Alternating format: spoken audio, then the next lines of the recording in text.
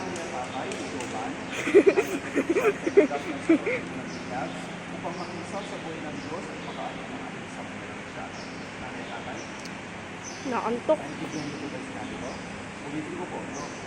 Bilang nanay at tatay, mga magulang ng Joban, nais ba yung siya'y tumanggap ng sakramento ng niya upang makiusap sa buhay ng Diyos at makaanib ng ating sambayan? Bilang nanay at tatay, nalalaman niyo ba na Huwag kayo magulo, huwag kayo isa ka.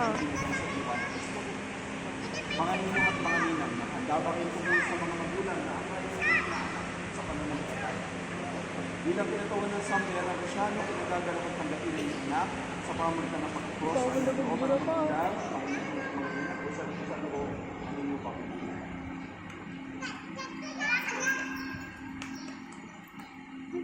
Tuto, alis! Tuto! Alis!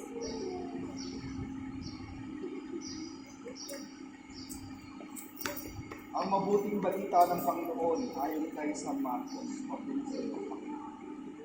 Minagdala ng mga batang Jesus pag-uwi patong niya sa mga ito ng katamay. Nagkitaan sila ng mga alagat, nagalit si Jesus na makikilikot, sinabi sa kanila, pabayaan nilang lumakisarin ng mga bata o silang sawayin, sapagkat sa mga katulad nila naghahari ang Diyos.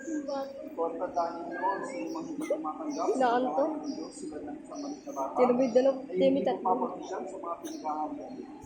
Tinalo ni Jesus sa mga bata, tinatong ang kanyang mga kamay sa kanila, para sa mga kapatid, ang mabuting balita ng ating Panginoon. Kananin ng Panginoon Jesus Cristo.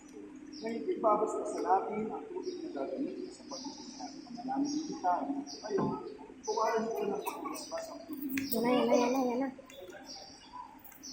Na nakalaan para sa pagbibinyag na mga hininang mo para sa uling magsulat at panampalataya ng simbahan natin sa buhay sa kalangitan sa pamagitan ng Kristo kasama ng Espiritu Santo magpasa walang hanggan.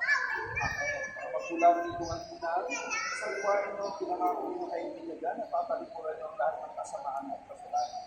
Mga magulang ninong at inang, tinatakbuhin nyo ba sa talas? Tinatakbuhin nyo ba sa talas? Ha? Kasi mahirap na ulit, baka mamaya kamuti pala kayo sa talas. Kaya tinatakbuhin sa talas. Tinatakbuhin nyo ba ang kanyang mga gawain? Ano ba yung mga gawain sa talas? Maglalasing, pag-ibig mo, pag-susuway. Tinatakbuhin nyo ang kanyang mga pag-aakit.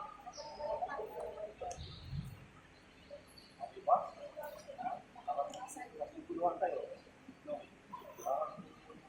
Ngayon lang na-encounter, nagpapakulit pa sa lakas. Ay, pahayag ninyo ang ulit pananampalataya. Sasagot nyo, opo, sumasampalataya. Sumasampalataya ba kayo sa Diyos ang mga makapangyarihan sa lahat? Ang gawa ng langit at lupa. Kaya sa Kristo ay isang anak ng Diyos, Panginoon natin pinanganak isang kapatid. Pinako sa krus, tumatay. Huwag kayo magulo pa. Hawakan mo muna. Espiritu Santo, si Banal sa ibang Katoliko, sa sama ng magbanal, sa katawaran ng mga kasalanan sa palibot na buhay ng mga namatay, at sa buhay na walang hanggan. 3 minutes. Sumasampalataya ba kayo? Sa panampalataya na maral natin pinahayag, igawad natin ang sakramento ng binyag sa pamagitan ng Kristo kasama ng Espiritu Santo, magpasa walang hanggan.